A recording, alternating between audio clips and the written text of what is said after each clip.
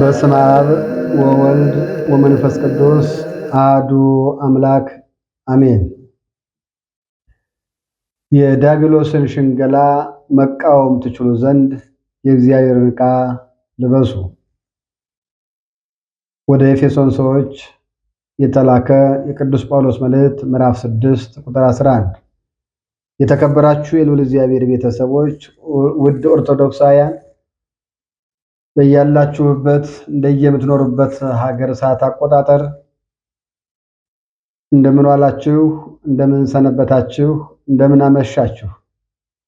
አሜን። ቸርነቱና ምሕረቱ የማያልቅ ከኛ ኃጢአት ይልቅ የሱ ፍቅር በዝቶ በምሕረት በቸርነት ጠብቆ ለዚህ ዕለትና ለዚህ ሰዓት ስላደረሰን ስሙ የተመሰገነ ይሁን።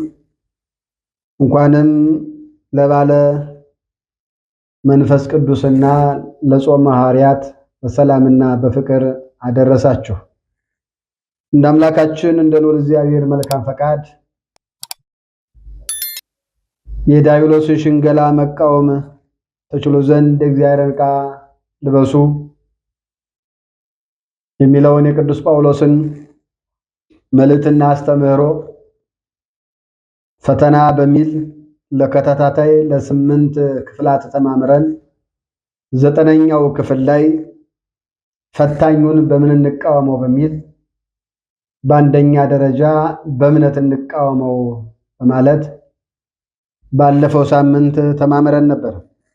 እንደ አምላካችን እንደ ልዑል እግዚአብሔር መልካም ፈቃድ ዛሬ የዚህን ትምህርት ማጠቃለያና ዲያብሎስን በሁለተኛ ነጥብ በምን እንቃወመው የሚለውን ሐሳብ መነሻ አድርገን ትምህርታችንን እናጠቃልላለን። ቸርነቱና ምሕረቱ ፍቅሩ፣ ደግነቱ ከኛ ከልጆቹ የማይለይ ዘወትር በፍቅር የሚመለከተን የአብ ድንግል ማርያም ልጅ ኢየሱስ ክርስቶስ ለእኔም ለእናንተም የሚጠቅመንን የሚበጀንን እንዲያስተምረን መልካም ፈቃዱ ይሁንልን።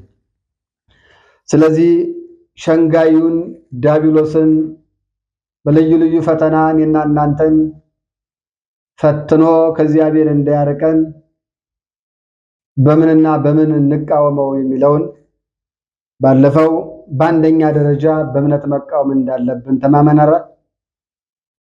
በሁለተኛ ደረጃ ዲያብሎስን በጸሎት መቃወም ይኖርብናል።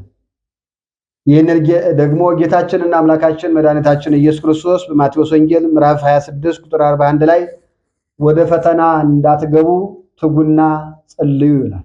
ወደ ፈተና እንዳትገቡ ትጉና ጸልዩ። ፈተና በዚህ ዓለም ላይ ስንኖር ስራ ለማግኘት እንፈተናለን።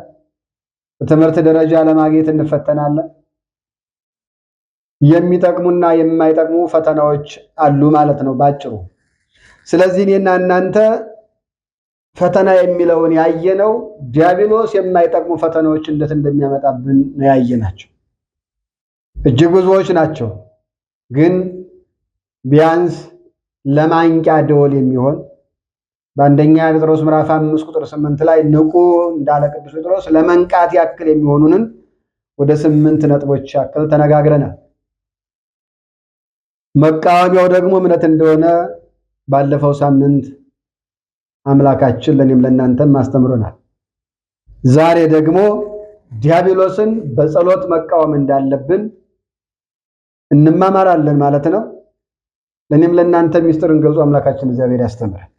ጌታችን መድኃኒታችን ኢየሱስ ክርስቶስ በዚህ ማቴዎስ ወንጌል ምዕራፍ 26 ቁጥር 36 ጀምራችሁ ስታዩት በጌቴሰማኒ በጸሎት በአትክልት ቦታ ላይ ቅዱሳን ሐዋርያት የጸሎትን ሥርዓት ለማስተማር ወደዛ ስፍራ ወስዷቸው የጸሎትን ሥርዓት ሰው በሕይወቱ የሚገጥመው ነገር ሲኖር አባት ወይ ይሄ የሚገጥመኝ ነገር መልካምም ሆነ ሐዘን ያለበት ለፈተና ውስጥም ሆነ ለምን የሚሆን ብቻ በእኔ ሕይወት ላይ የሚመጡት ነገሮች ላይ ደስታ የሚሆኑ መከራዎች የማን ፈቃድ ይሁኑ? ያንተ ፈቃድ ይሁን ብላችሁ ጸልዩ በማለት የጸሎትን ስርዓት ሊያስተምራቸው ወደ አትክልቱ ወደ ስፍራ ወደ አትክልት ቦታ ወደ ጌቴሰማኒ ከወሰዳቸው በኋላ በስጋ አዝለው አገኛቸው። ስለዚህ ምን አላቸው? ወደ ፈተና እንዳትገቡ ትጉና ጸልዩ። ስለዚህ ዛሬ እኔና እናንተ የህይወታችን ውጣ ውረድ አልሳካ የሚሉት ያ ፈታኙ ዲያብሎስ መጥቶ እኔና እናንተን ተስፋ እያስቆረጠ እግዚአብሔር በዚህ መልኩ አልሰማህም፣ በዚህ መልኩ አልሰማሽም፣ በዚህ ብትራመድ አላየም፣ በዚህ ብትሄጅ አላየሽም እያለ ተስፋ እያስቆረጠ ከእግዚአብሔር ፍቅር የሚያርቀን በጸሎት በርትተን እንዳንቃወመው ጸሎታችን እንድናቆም ነው የሚያደርገን ማለት ነው። እስካሁን ጸልየህ እስካሁን ለምነህ ምን መፍትሄ ያገኘህ በማለት ማለት ነው። ወደ አይምሮ ይሄን ያመጣብሃል። ቅዱስ ዮሐንስ በአንደኛ መልእክቱ ምዕራፍ 4 ቁጥር 1 ላይ መንፈስን ሁሉ አትመኑ ግን መርምሩ። መርምሩ። በጸሎት የተጋችው በዚህ ወር የምትታሰበው በሰኔ 12 ያሰብናት ታላቋ እናት አፈሙያ ራሱን ለውጦ መልአክ መስሎ መጥቶ እኔ ሚካኤል ነኝ ሲላት በመነኩሴ መስሎ መጥቷት አባረረችው፣ አሸነፈችው። እንደዚሁም ደግሞ እኔ ቅዱስ ሚካኤል ነኝ በሚል መጣ። በዚህ በሁለተኛ ቆሮንቶስ ምዕራፍ 11 ከቁጥር 14 ጀምረን ስናነበው ዲያብሎስ እነሆ መልኩን እየለወጠ እኔና እናንተን እንዴት እንደሚቃወመን ቅዱስ ጳውሎስ ይነግረናል። ስለዚህ በተጻፈው ኃይለ ቃል መሰረት እነሆ ድርሳኑ ላይ ሲነበብ ሌሎች ሰዎች ከሌላ የመጣ ይመስላቸውም፣ ግን መጽሐፉ ይሄን ይናገራል። ሁለተኛ ቆሮንቶስ ምዕራፍ 11 ቁጥር 14 ላይ ይህም ድንቅ አይደለም፣ ሰይጣን ራሱ የብርሃን መልአክን እንዲመስል ራሱን ይለውጣልና ይላል። ስለዚህ በጸሎት እንዳንተጋ እኔና እናንተ በተለያየ መልኩ እየመጣ እስካሁን ጸልየ እግዚአብሔር የታለ ጸሎትን የሰማ አፎምያን እኮ ያላትን መሰላችሁ? ጸሎቶች ልመናች ተሰምቷል። በቃ ከዚህ በኋላ ባልሽም አስተራሪቆስም ልመና ምጽዋት ጸሎት አያስፈልገውም። በቃ ሻቁም ይሁን ያለ በቃ ሻቁም ጸሎት አቁሙ የሚል መልአክ እኔ ሚካኤል ነኝ አለ። ሚካኤል ጸልዩ እንጂ የሚለው ጸሎት አቁሙ አይደል። በነገራችን ላይ በእኔና በእናንተ ወዳጆች ላይ ማድሮ እንደዚሁ ይናገራል። ጸሎት በአብዛት እኮ ጥቅም የለውም፣ በቃ ተመስገን ካልከው እኮ በቂ ነው የሚል ወዳጅ መስሎ መጥቶ በሱ ላይ አድሮም ይናገራል። በእናትህ በአባትህ በእህትህ ወንድምህ በባልሽ በሚስትህ ወዘተ መጥቶ ምን ይሰራልሃል የሁሉ ጸሎት ሊል ይችላል። ጌታችን ግን ምን አለ? ወደ ፈተና እንዳትገቡ ትጉና ጸልዩዋል። ጸሎት ማለት ራሳችንን ለእግዚአብሔር የምናሳይበት መስታወት ነው ማለት ነው። ከእግዚአብሔር ፊት ለመቆም ዝግጁ ይኸው ልጅህ አለሁኝ አባት ሆይ ብበድልም ባጠፋም ሕግና ስርዓትን ብጥስም ግን እንዳትረሰኝ ይኸው ከፊት ቆሜያለሁ ብለን መኖራችንን የምናስታውቅበት ነው። የጎደለንን እንዲሞላልን የምንለምንበት፣ ስለተደረገልን የምናመሰግንበት ፓርት ጸሎት ነው። ስለዚህ ስንጸልይ በእምነት መሆን አለበት። ቅዱስ ያዕቆብ እንደተናገረው በያዕቆብ መልእክት ምዕራፍ 1 ቁጥር 5 ላይ ከናንተ ምንም የጎደለው ሰው ምንም ነገር ያጣ ቢኖር በእምነት ሳይጠራጠር እግዚአብሔር ይለምን አለ። ጸሎት በእምነት መሆን አለበት። ጸሎት እንደ እግዚአብሔር ፈቃድ መሆን አለበት። አንደኛ ዮሐንስ መልእክት ምዕራፍ 5 ቁጥር 14 ላይ በእግዚአብሔር ዘንድ ያለን መብት ወይም ጸጋ ወይም ስጦታ ይህ ነው አለ። እነሆ እንደ ፈቃዱ ብንለምነው አንዳች ነገር አይከለክለንም አለ። ዲያብሎስ ግን አይሰማህም ይላል። ይበቃሃል፣ እስካሁን የጸለይከው የመጸወትከው መልካም የሰራው ይበቃሃል ይላል። ወገኔ ክርስትና ተጋድሎ የምታቆመው ስትሞት ብቻ ነው። እስካለሞትክ ድረስ ዲያብሎስ ለዘመናት የገነባውን መልካም ማንነትን በሰከንድ ያፈርስብሃል። ካልነቃ ከተኛ። ሌላው ስንጸልይ ንስሐ በመግባት ሊሆን ይገባል ወገኖች። ንስሐ በመግባት በሁለተኛ ጴጥሮስ ምዕራፍ 3 ቁጥር 9 ላይ ሁሉም ወደ ንስሐ እንዲደርሱ ወዶ ስለናንተ ይታገሳል ይላል። የሚታገሰን የሚጠብቀን ንስሐ እንድንገባ ፈልጎን በንስሐ በነቢየ እግዚአብሔር ቅዱስ ኢሳይያስ ላይ ማሮ ኢሳይያስ 46 ቁጥር 8 ላይ ተላላፊዎች ሆይ ንስሐ ግቡ፣ ልባችሁንም መልሱ፣ እኔ እግዚአብሔር ነኝ፣ እንደኔ ያለ ማንም የለም ይላል። ስለዚህ ጸሎት በንስሐ መሆን አለበት። ሌላው ጸሎት ባለመሰልቸት መጸለይ አለበት። ባለመሰልቸት ደስተኞች በመሆን ስለዚህ ዘወትር መጸለይ አለብን ማለት ነው። ቅዱስ ጳውሎስ በአንደኛ ተሰሎንቄ ምዕራፍ 5 ቁጥር 17 ላይ ሳታቋርጡ ዘወትር ጸልዩ ይላል። ሳታቋርጡ ዲያብሎስ አፎማያን ምን አላት? አቋርጨው፣ ታዩ፣ ይበቃሻል፣ አቋርጫል። እንደው ጸሎትን ተወው ወገኔ። ምግብ እየበላ ሆድ ሳይሞላ ታቋርጠዋለህ? የሚበላ ጠገብ ቁጭ ነው። ምግብ እየበላ አታቋርጥም እኮ ሆድ ሳይሞላ ታቋርጥ። ስለዚህ እኔና እናንተን ዲያብሎስ ተውት አቋርጡት ነው የሚለው። ችግር የለበትም። ጌታችን ግን ምን አለ? ወደ ፈተና እንዳትገቡ ትጉና ጸልዩ አለ።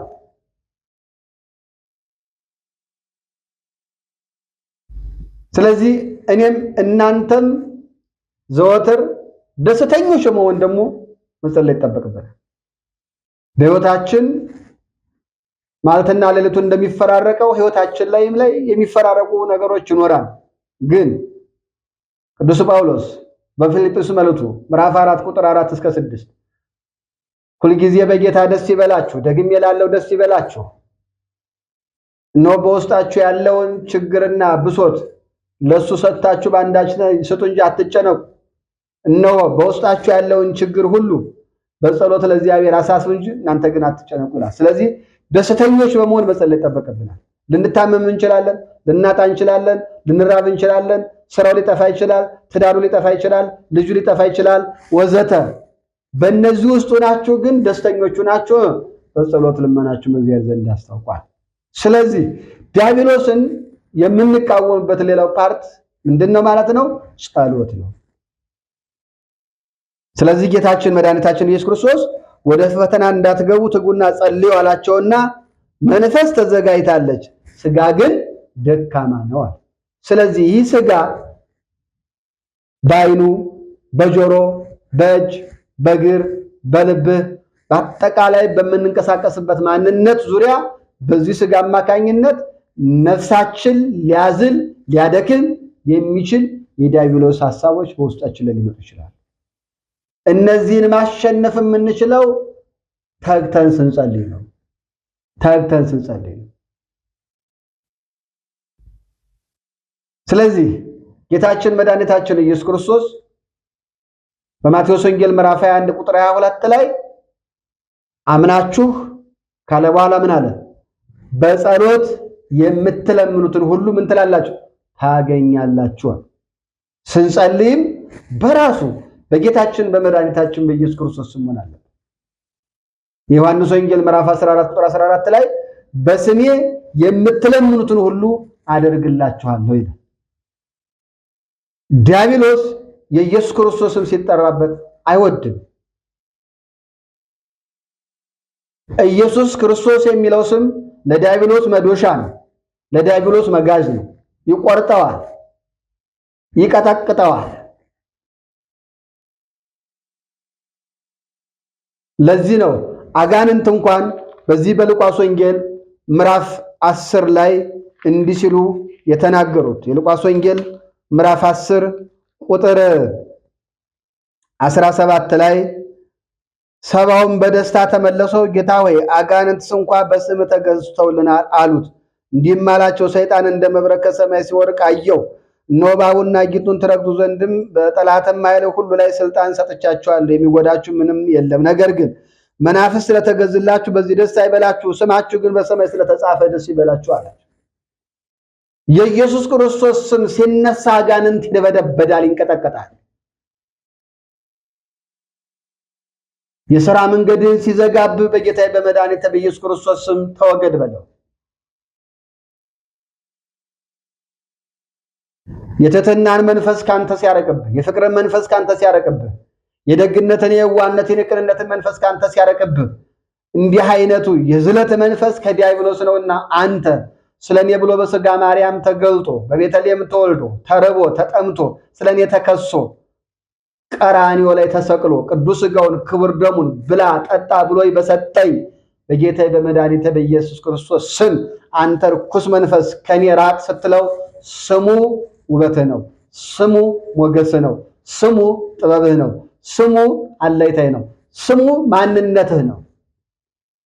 ለዛ ነው ንጽሕት ቅድስት ድንግል ማርያምን መድኃኒት የሆነውን ክርስቶስን እንደምትወልደው ሲነግራት የምትወልጂውንም ልጅ ስሙን ኢየሱስ ትይዋለሽ በማለት በሉቃስ ወንጌል ምዕራፍ 1 ቁጥር የሉቃስ ወንጌል ምዕራፍ 1 ቁጥር 29 ጀምሮ እንዲህ ይላታል። መልአኩም እንዲህ አላት፣ ማርያም ወይ በእግዚአብሔር ፊት ጸጋን አግኝተሻልና አትፍሪ። እነሆ ትጸንሳለሽ፣ ወንድ ልጅም ትወልጃለሽ፣ ስሙንም ኢየሱስ ትይዋለሽ።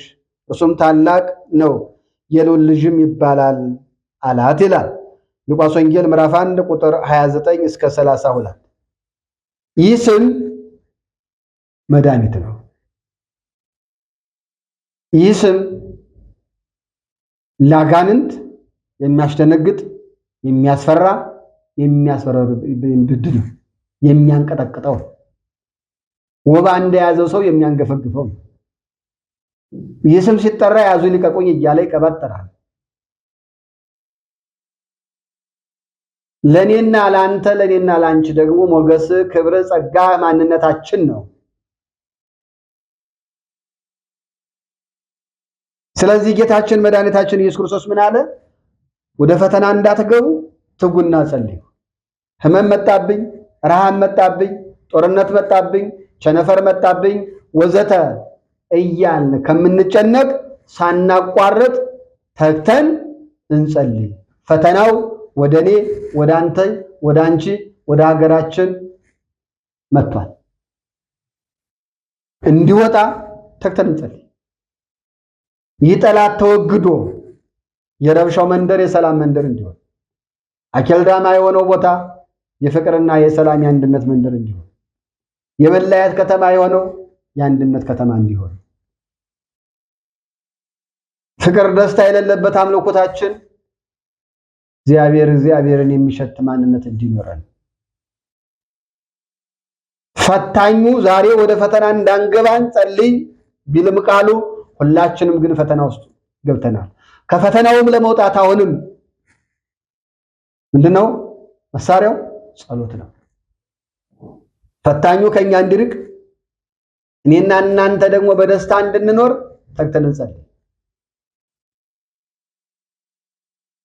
ተግታችሁ ስትጸልዩ መንፈስ ተዘጋጅታለች፣ ስጋ ግን ደካማ ነው።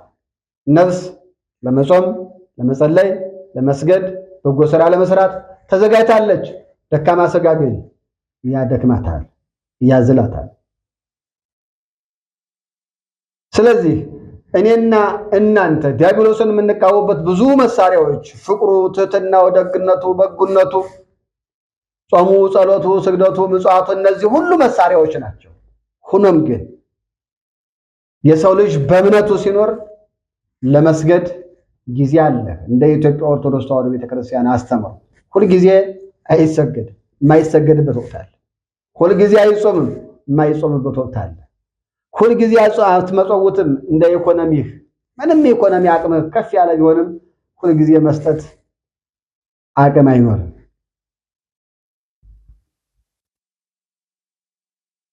ሁልጊዜ ማስቀደስ አቅም ላይኖር ይችላል። ሁልጊዜ ወደ የገዳማቱ ለመሄድ አቅም ላይኖር ይችላል። ሁልጊዜ ለመጸለይ ግን አጠገብህ የጸሎቱ መጽሐፍ አለ። የሚያስፈልገው የኔና ያንተ ያንቺ መትጋት ብቻ ነው የሚያስፈልገው። ስለዚህ ለጸሎት ወቅትና ጊዜ የለውም። በየትኛውም በማንኛውም ሰዓት ለእግዚአብሔር የምናቀርበው መስዋዕት፣ ዲያብሎስን የምንቃወምበት መሳሪያ ቢኖር ጸሎት ነው ማለት ነው። ጸሎት እኔና እናንተ ለጸሎት ስንቆም ወገቤን አመመኝ፣ ራስ ምታት ያዘኝ፣ እንቅልፍ አዛጋኝ ወዘተ ልንል እንችላለን። ታገለው ወገብህም ጤነኛ ይሆናል። ራስ ምታትም ይስተካከላል። የሚያዛጋም እንቅልፍ የሚልህም ይጠፋል። አንተ ታገል። ተኝተህ አንቀላፍተህ ዳተኛ ሆነህ እንዲደረሰብኝ አንበል። ስለዚህ ጌታችን ምን አለ? ዲያብሎስን ማሸነፍ እንደምትፈልጉ ከሆነ ወደ ፈተና እንዳትገቡ ፈታኙ መጥቶ እናንተን ወደ አላስፈላጊ ሕይወት ውስጥ ላይ እንዳያስገባችሁ ምን ብላችሁ ጸልዩ? ትጉና ጸልዩ አለ። ትጉና ጸልዩ። ጌታችን መድኃኒታችን ኢየሱስ ክርስቶስ በዚህ በማቴዎስ ወንጌል በምዕራፍ 17 ቁጥር 20 ላይ በተለይ ቁጥር 19 ላይ ቅዱሳን ሐዋርያት ርኩስ መንፈስ ያለበትን ግለሰብ ጠላትን ዲያብሎስን ማውጣት አቀቷቸው ጌታ በቃሉ ውጣ አለውና አዘዘውና ሄደ። ያን ጊዜ ጌታ ሆይ እኛ ለምንድን ነው ይህንን ማውጣት ያቃተን ሲሉት ሁለት ነገር ይነገራቸው። አንደኛው ባለፈው ሳምንት የነገርኳችሁ ስለ እምነታችሁ ማነስ አለ። ሁለተኛው ደግሞ ምን አላቸው? እነሆ ይህ አይነቱ ግን ከጸሎትና ከጦም በቀር አይወጣም አላቸው ይላል ማቴዎስ 17 ቁጥር 1 ላይ ይህ አይነቱ ከጸሎትና ከጦም በስተቀር አይወጣም ማለት። በጾም የምታስወጣው አጋንንት ይኖራል፣ በጸሎትም የምታስወጣው አጋንንት ይኖራል። ሁሉ ጊዜ በመንፈሳዊ ሕይወት ውስጥ ላይ ሁሉ ጊዜ የማታቋርጠው ነገር ቢኖር ጌታችን መድኃኒታችን ኢየሱስ ክርስቶስ ጸሎት ሳናቋርጥ መጸለይ እንዳለብንና ሳናቋርጥም ከጸለይን ውጤቱ መልካም መሆኑን ሲያስረዳን እንዲህ ሲል አስተማረ። የሉቃስ ወንጌል ምዕራፍ 18 ከቁጥር 1 እስከ 8። ሉቃስ 18 ከቁጥር 1 እስከ 8 ሳይታክቱ ዘወትር ሊጸልዩ እንዲገባቸው የሚል ምሳሌ ነገራቸው እንዲህ ሲል በአንዲት ከተማ እግዚአብሔርን የማይፈራ ሰውንም የማያፈር አንድ ዳኛ ነበረ። በዛች ከተማ ደግሞ አንዲት መበለት ነበረች። ወደ እርሱም እየመጣች ከባላንጋራ ይፍረድልኝ እያለ ትለው ነበረ። አያሌ ቀንም አልወደደም ነበረ። ብቸኛ የሆነች ባል የሌላት፣ ዘመድ አዝማድ የሌላት፣ ልጅ የሌላት፣ ጓደኛ የሌላት፣ ባጭሩ ወደ ላይ ቀና ስትል ሰማይ፣ ወደ ምድር ስትመለከት መሬት ካልሆነ በስተቀር ሌላ የሌላት፣ እባክህ አንተ ንጉሥ ባላንጋራዬ በእኔ ላይ ክፉ እያደረገ ነው፣ የእርሻ መሬቴን አላግባብ እየገፋ ብዙ ነገር እያደረገ ነው፣ ፍረድልኝ። ዝም አለ። ግን አሁንም አላቋረጠች። አለባበስን አይቶ ይንቀኛል፣ ንግግር የጎልዳፋ ስለሆነ አይቶ ይንቀኛል ሳትል አሁንም አላቋረጠች። አንድ ቀን ግን ምን አለ መሰላችሁ? እነሆ አያሌ ቀን አልወደደም። ነገር ግን ከዚህ በኋላ ግን ምን አለ? በልቡ እንዲህ አለ፣ ምንም እግዚአብሔርን ባልፈራ ሰውንም ባላፍር ይህች መበለት ስለምታደክመኝ ሁልጊዜ እየመጣችም ስለምታውከኝ እፈርድላታለሁ አለ። ጌታም አለ አመፀኛ ዳኛ ያለውን ስሙ። እግዚአብሔር እንኪያስ ቀንና ሌሊት ወደ እርሱ ለሚጮሁ ለሚታገሳቸው ምርጦቹ አይፈርድላቸውም? ምን እላችኋለሁ ፈጥኖ ይፈርድላችኋል። ነገር ግን የሰው ልጅ በመጣ ጊዜ በምድር ላይ እምነትን ያገኝ ይሆንን? አምኖ የጸለየ ይኖር ይሆንን? ይህ ክፉ እግዚአብሔርን የማይፈራ ሰውንም የማያፍር ሰው ስለ ነዝነዟ ስለ ጭቅጨቃዋ ሳሰለች ከለመነችው ስለለመነችው ልፍረድላት ካለ ፈጠራይ ሳይሉኝ የፈጠርኳቸው ወደዚህ ዓለም አንታይ ሳይሉ ያመጣዋቸው ሰው አድርገን ሳይሉ ሳያረኳቸው ወደዚህ ዓለም ያመጣዋቸው ልጆች ሳይሰለቹ ሳይደግሙ ሳያቋርጡ ዘወትር ከጸለዩማ እንዴት አልሰማቸውም? ሰማቸዋለሁ። ግን ሰምቼ መልስ ልሰጥ ስል ግን አሁንም የጸለይኩት ጸሎት ተቀባይነት አግኝቶ በእግዚአብሔር ዘንድ መልስ አገኛለሁ ብሎ አምኖ የሚጸልይ ነው ይሆን? ስለዚህ እኔና የእናንተ ጸሎት እንዴት ነው? ሲርበን የምንጸልይ፣ ስንታመም የምንጸልይ፣ ሲጎልብን የሚጸልይ፣ ሲሟላልን የሚቋረጥ። ትናንትና ስራ አጣን ነበረ ጸሎቱ። ዛሬ ስራ ሲገኝ ደግሞ አይደክሙኛል ጌታ አንተ ታውቃለህ። ትናንትና ታመምኩ ነበረ ጸሎቱ። ዛሬ ጤና አገኘን፣ አይደክሙኛል አንተ ታውቃለህ። ትናንት ያጣውን ስራ ዛሬስ እንደማታጣው ምን ዋስትና አለ? ትናንት ያጣውን ጤና ዛሬስ እንደማታጣው ምን ዋስትና አለ? ፈታኙ ጋር አጠገብህ ነው ያለ፣ አያንቀላፋም።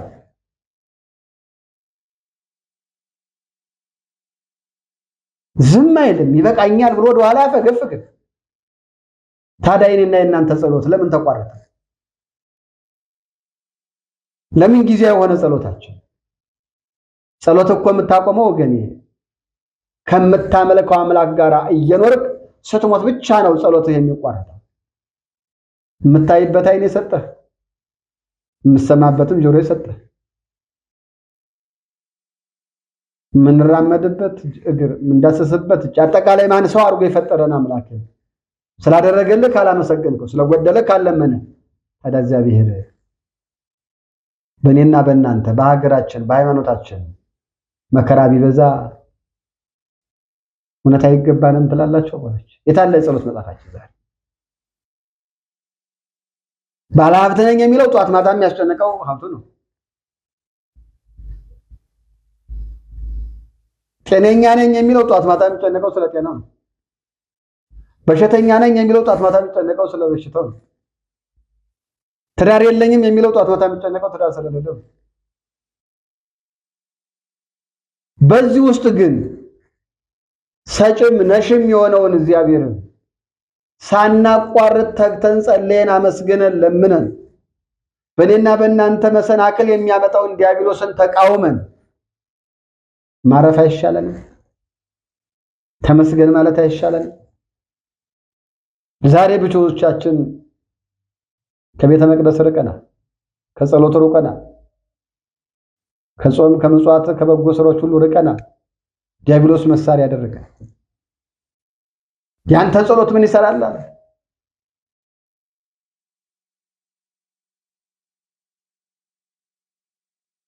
በዚህ ወር እናስባትም እዚህ ሰኔ 12 ላይ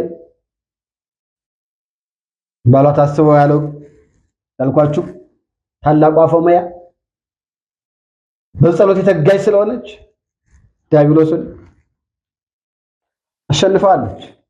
በሴት መነኩሴ መስሎ ቢመጣ ቅዱስ ሚካኤልን መስሎ ቢመጣ ህብረ ቀለሙን እየቀያየረ ቢመጣም እሷ ግን በጸሎት ጸንታ በእምነት ጸንታ ተቃውማ አሸንፋለች።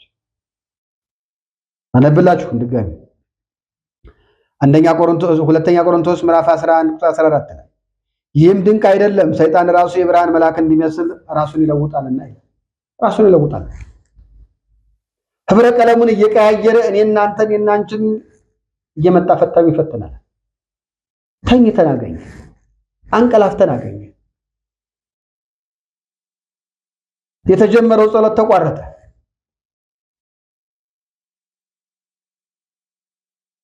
ትናንትና በስጋችን ብዙ መከራ ሲገጥምብን ገድሉ አልቀረን፣ ድርሳናቱ አልቀረን፣ መዝሙረ ዳዊቱ አልቀረን፣ ያልተነበበ የለም። ዛሬ ሲሟላ ጸሎቱ ቆሟል። ሁሉ ሲስተካከል ዛሬ የለም። ስለዚህ ዲያብሎስን እኔና እናንተን እንዴት ይራቀን? እጅ ሰጠን። ጸሎት ያቋረጠ ኦርቶዶክሳዊ አማኝ ማለት እኮ መሳሪያውን ጥሎ እጅ ሰጠ ወታደር ማለት እኮ ነው። እቺ ታላቅ አፎመያ አንተ የእግዚአብሔር ሰው ከሆንክ እውነተኛ መነኩሴ ከሆንክ እና እንካይ ቅዱስ ሚካኤልን ስዕል ተሳለ ማለት አያገኝሻለሁ ማለት እንደፎከረ መጣ። እኔ እኮ መልአኩ ሚካኤል ነው፣ ስገጅልኝ፣ ጸሎትሽ ይበቃሻል፣ ተይው፣ አቁሚው።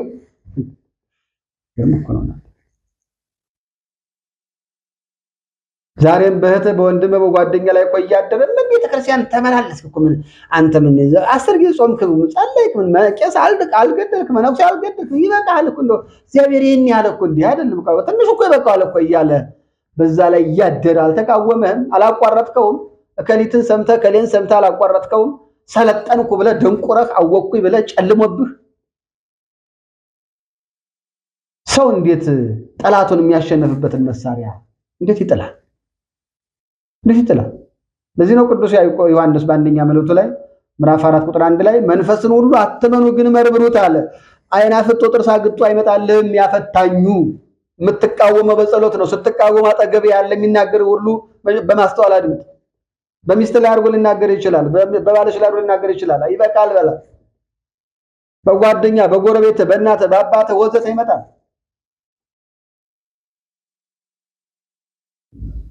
እንደው ማመስገኑ ሲስቀር ቢያንስ እንደታነለም ምሕረት የበዛ ማቴራ ጌታ ሆይ እባክህ መገዳደሉ ይብቃል። መበታተናችን ይብቃን፣ ወደ አንድነት አንጣን፣ ሰላምን ስጠን፣ ፍቅርን ስጠን፣ አንድነትን ስጠን፣ ቅንነትን፣ ገርነትን፣ የዋህነትን፣ ቸርነትን ስጠን። ቢያንስ ስለዚህ እንኳን እንደው ለመለመን እንኳን እንደው ምን አለ አንሰጥ። እሺ ምስጋና ከሰለችን ምንም አልተደረገልኝ እግዚአብሔር እኔን ረስቶኛል ትቶኛል ካልንም እሺ እንለምን። ቢያንስ ግን ረስቶ ነው ማለትና ሌሎችን የሚያፈራርቀው ስንተኛ እንቅልፍን የሚሰጠን ንጹህ ኦክሲጅን የሚሰጠን ረስቶን ነው። ኢሳይያስ ምዕራፍ 49 ቁጥር 15 ላይ እናት ልጆቿን ትረሳለች፣ አዎ ትረሳለች፣ እኔ ግን አልረሳችሁም ይላል የሠራዊት ጌታ እግዚአብሔር። ስለዚህ እንደዚህች እናት እስኪ ሳንሰለች እንጸልይ፣ ፈተን እንጸልይ። በሆነ ነገሮች ላይ ብቻ ተስፋ ቆርጠን አናቋርጠው፣ ጸሎቱ ይቀጥል። እኔና እናንተ ጊዜ ገደብ ሰተን የምንጸልየው ጸሎት ይቁም፣ አይጠቅምም። እሱ ትንቢተ ኤርምያስ ምዕራፍ 49 ቁጥር 19 ላይ ምን ይላል? ለኔ ጊዜ የሚወስንልኝ ማን ነው ብሏል። በቃ ጊዜ አንወስን። የኔና የናንተ ድርሻ የምንፈልገው እንዲሟላልን እንለምን፣ ስለተደረገልን እናመስግን። ድርሻችን ይሄ ነው። በዚህ ጊዜ እንዲህ በዚህ ጊዜ እንዲህ አይደለም። ይህም ዲያብሎስን መቃወሚያ አይሆንም። አምነን እንቁም። ይኸው ከፊት ቁም ያለው አባት ወይ አለሁኝ ከመረጥካቸው ከቅዱሳኖች ቁጥር ውስጥ ላይ እንዳታወጣኝ፣ በስጋ የሚያስፈልገኝን ሳለ ምን ታውቃለህ? ፈልጋ ያመጣኝ አንተ ነህ። እንዳይርበኝ እንዳይጠማኝ በዓለም ላይ ስልጣኑም ይሁን ትዳሩም ይሁን ልጅ መውለድም ይሁን ወዘተ ያለው ነገር ላይ ለኔ የሚያስፈልገኝን አዘጋጅተህ አመጣሃል። ዛሬ ለኔ አልተሰጠኝም፣ ጊዜው ሲደርስ ግን ትሰጠኛለህ። አባት ሆይ ይኸው ከፊት ቁም ያለው ማመልከቻችሁን ይዘንቁ። ለዚህ ነው ቅዱስ ጳውሎስ ቅድም ባልኳችሁ በፊልጵስዩስ ምዕራፍ 4 ቁጥር 4 ላይ ዘወትር በጌታ ደስ ይበላችሁ፣ በቃ ሳታቋርጡ ጸልዩ፣ በውስጣችሁ ያለውን ችግርና ብሶት በጸሎትና በልመና አስታውቁ እንጂ በአንዳች ነገር አትጨነቁ። ምን አመጣን ተጨንቀ? እንመነው። እግዚአብሔርን ስናምን ዲያብሎስ ከኛ ይሸሻል። ለጸሎት ከእግዚአብሔር ፊት ስንቆም ዲያብሎስ ይሸሻል። ቃሉን በጠራን ቁጥር ከኛ ይሸሻል። በስመ አብ ወወልድ ወመንፈስ ቅዱስ አሐዱ አምላክ፣ ይህን ስም አይወደውም ዲያብሎስ።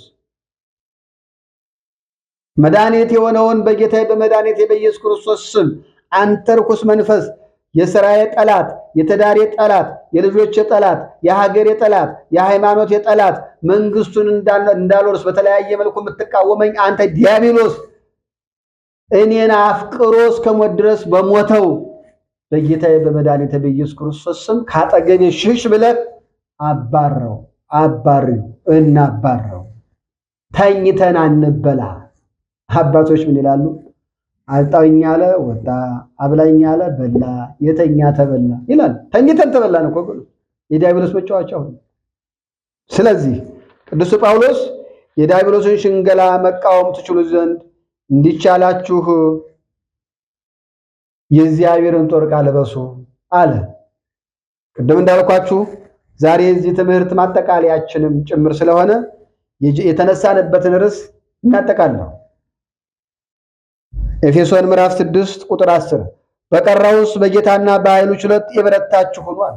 በጌታና በኃይሉ ችሎት መስጠትም መንሳትም መግደልም ማዳንም ከፍም ዝቅም ሰጭም ነሽም ረቂቁን ጉልህ ጉልሁን ረቂቅ የራቀውን ማቅረብ የቀረበውን ማራቅ ሁሉን ማድረግ በሚችለው በጌታችን በመድኃኒታችን በኢየሱስ ክርስቶስ ኃይልና ብርታት የበረታችሁ ሁኑ።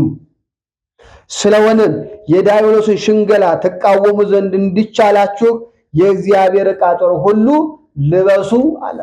የእግዚአብሔር ዕቃ ጦር ሁሉ አዎ፣ ጾሙ፣ ጸሎቱ፣ ስግደቱ፣ ምጽዋቱ፣ ትህትናው፣ ፍቅር፣ ትዕግስት፣ ደግነት፣ የዋህነት፣ ቅንነት፣ ይቅርባይነት እኒህንና እኒህን የመሳሰሉት ማንን መቃወሚያዎች ናቸው? ዲያብሎስን መቃወም። ትዕቢተኛ ነው ዲያብሎስ፣ ትሑቱን ሳይወድ። ጥላቻ የተሞላበት ነው ዲያብሎስ፣ ፍቅርን አይወድም። ትዕግስት አልባ ነው ዲያብሎስ፣ ትዕግስተኛ ሰውን አይወድም። ስለዚህ አምነህ በጸሎት ቁመህ በትህትና በትዕግስት በፍቅር ዲያብሎስን እንቃወም። የእግዚአብሔር ጦር ዕቃ ሁሉ ልበሱ አለ። የጾም ወቅቱ ላይ በመጾም የስግደት ወቅት ላይ በመስገድ እንዳቅም በመመጾት እንዳቅም በጎ ስራ በመስራት በጎ ስራ አይወድም ዲያብሎስ።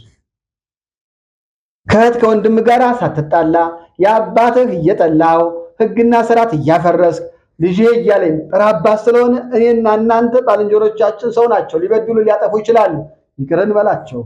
እኔና እናንተ አባት መስቀል ላይ ሆኖ የሉቃስ ወንጌል ምዕራፍ 23 ቁጥር 34 ላይ አባት ሆይ የሚያደርጉትን አያውቁምና ይቅር በላቸው።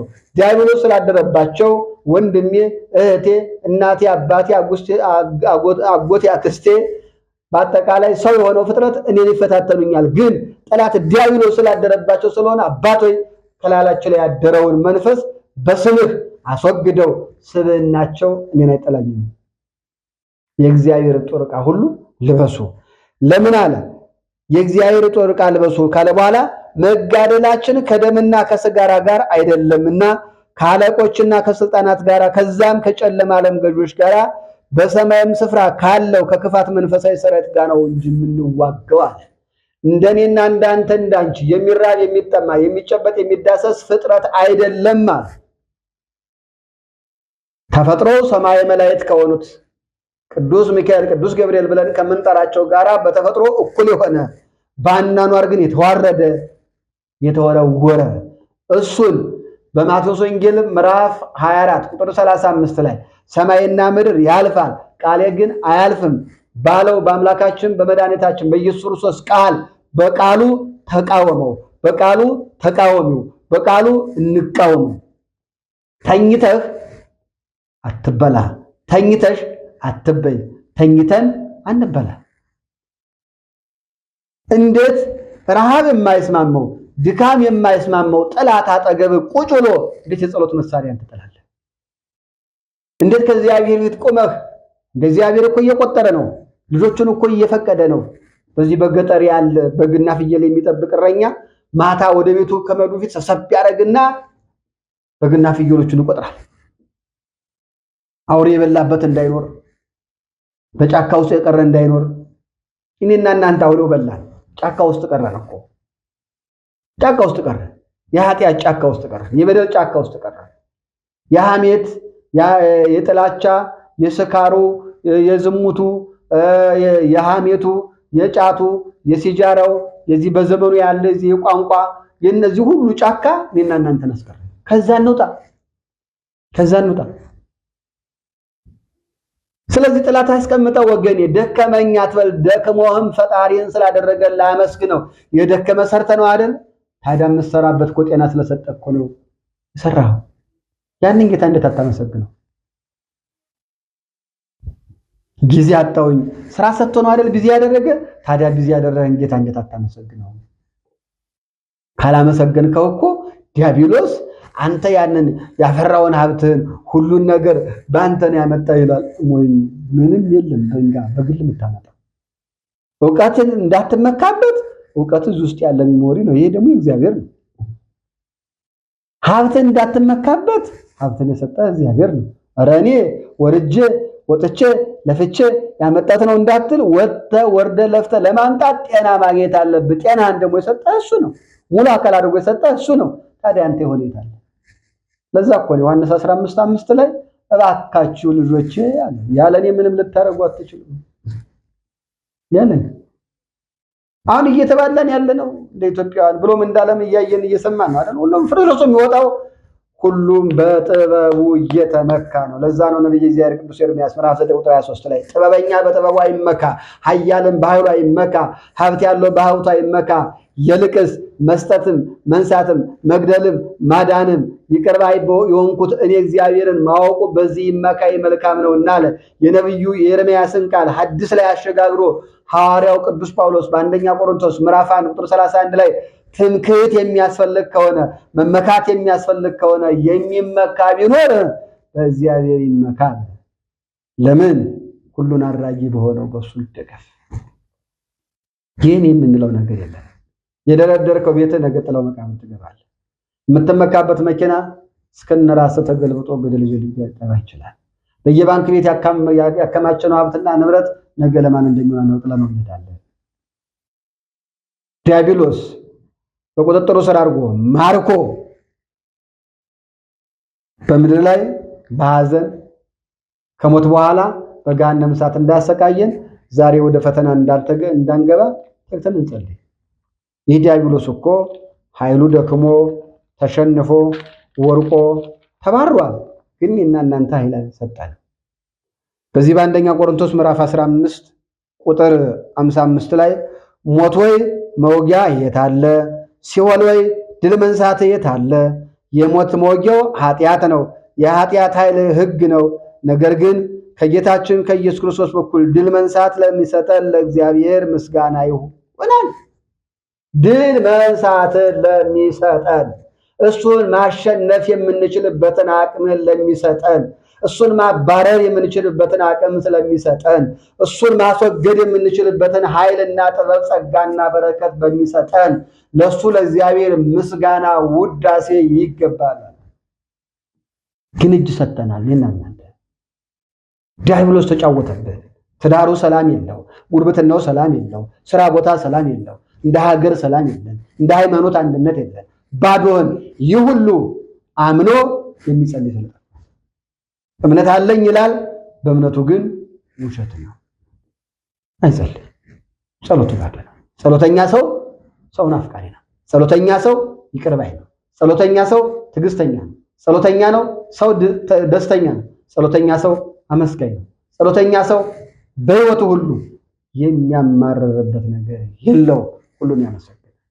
ስለዚህ የምንጋደለው ከስጋና ከደም ጋር አይደለም፣ የማይጨበጥ የማይዳሰስ። ለዛ ነው ህብረ ቀለሙን ለውጦ ሰኔ 12 ቅድስት አፎምያን ምን አላት? እኔ መልአኩ ነኝ፣ ስገጅልኝ፣ ጸሎትሽም ይበቃሻል፣ ጾሙም ሁሉም ይበቃል፣ በቃሽ። ከዚህ በኋላ ጸልይ የሚል መልአክ እንጂ በቃ የሚል መልአክ የለም።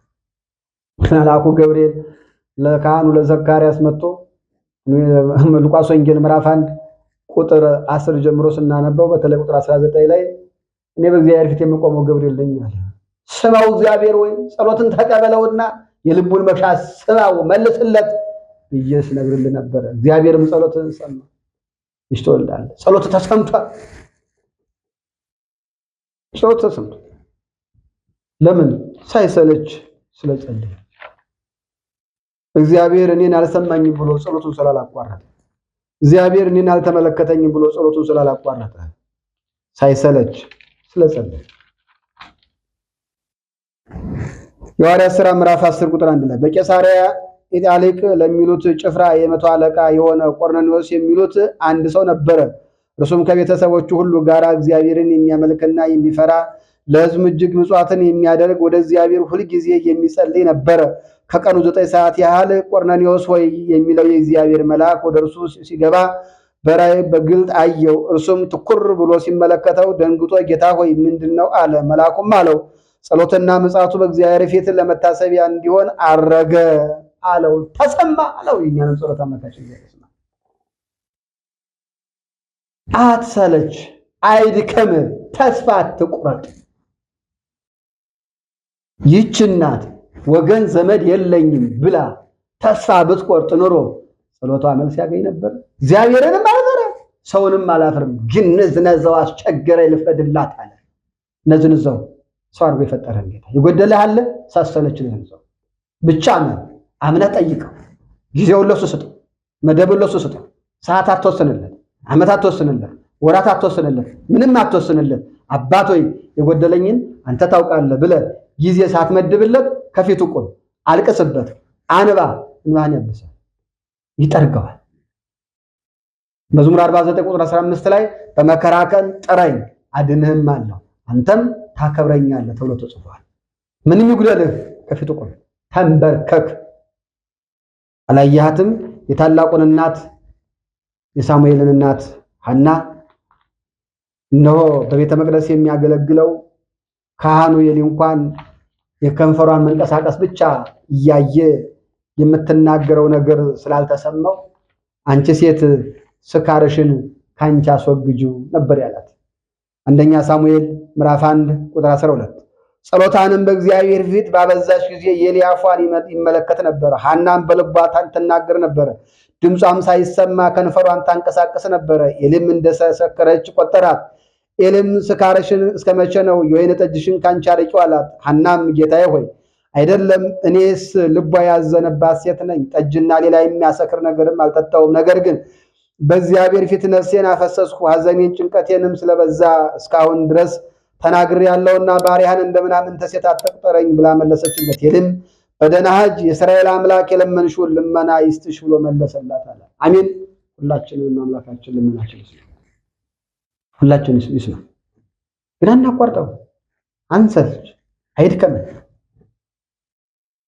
ስለዚህ የኔም የእናንተም አባት መድኃኒታችን እሱ እግዚአብሔር ሕይወት ሞገሳችን፣ ክብራችን፣ ጸጋችን፣ ማንነታችን የሆነው ወደ ፈተና እንዳትገቡ ትጉና ጸልዩ። መንፈስ ተዘጋጅታለች። ስጋ ግን ምንድነው? ደካማ ነው። ስጋን የሚያደክመው ደግሞ ይህ ጠላት ነው። እንቀጥል። ኤፌሶን ምዕራፍ 6 ቁጥር 13 ስለዚህ በክፉ ቀን ለመቃወም ሁሉን ፈጽማችሁ ለመቆም እንድትችሉ የእግዚአብሔርን ዕቃ ጦር ሁሉ አንሱ። እንግዲህ ወገባችሁን በእውነት ታጥቃችሁ የጽድቅንም ጦር ለብሳችሁ በሰላም ወንጌልን በመዘጋጀት እግሮቻችሁን ተጫምተው ቁሙ። በሁሉም ላይ ጨምራችሁ የሚንበለበለውን የክፉውን ፈላጻዎች ሁሉ ልታጠፉ የምትችሉበትን የእምነትን ጋሻ አንሱ። የመዳንንም ራስ ቁር የመንፈስንም ሰይፍ ያዙ፣ እርሱም የእግዚአብሔር ቃል ነው አለ። የእግዚአብሔር ቃል ስደክም የሚያበረታ፣ ስትሰበር የሚጠግን፣ ስትወርቅ የሚያስነሳ፣ ሲጨልም ብርሃን የሚሆን በአጠቃላይ የሥጋም የነፍስ ውበት ማንነት የእግዚአብሔር ቃል ነው። እርሱም የእግዚአብሔር ቃል ማን ነው? ወልድ ኢየሱስ ክርስቶስ። ወልድ ኢየሱስ ክርስቶስ ዮሐንስ ወንጌል ምዕራፍ 1 ቁጥር 1 ላይ እንዲህ ብሎ ተጽፏል። ዮሐንስ ወንጌል ምዕራፍ 1 ቁጥር 1 በመጀመሪያ ቃል ነበረ፣ ቃልም በእግዚአብሔር ዘንድ ነበረ፣ ቃልም እግዚአብሔር ነበረ። ይህ በመጀመሪያ በእግዚአብሔር ዘንድ ነበረ። ሁሉ በእርሱ ሆነ፣ ከሆነውም አንዳች ስንኳ ያለ እርሱ አልሆነም። ያለ ማን? ያለ ቃል። ቃል ማን? ወልድ ኢየሱስ ክርስቶስ። ይህ ሁሉ የእግዚአብሔር ቃል ነው። መቃወሚያ ስሙን።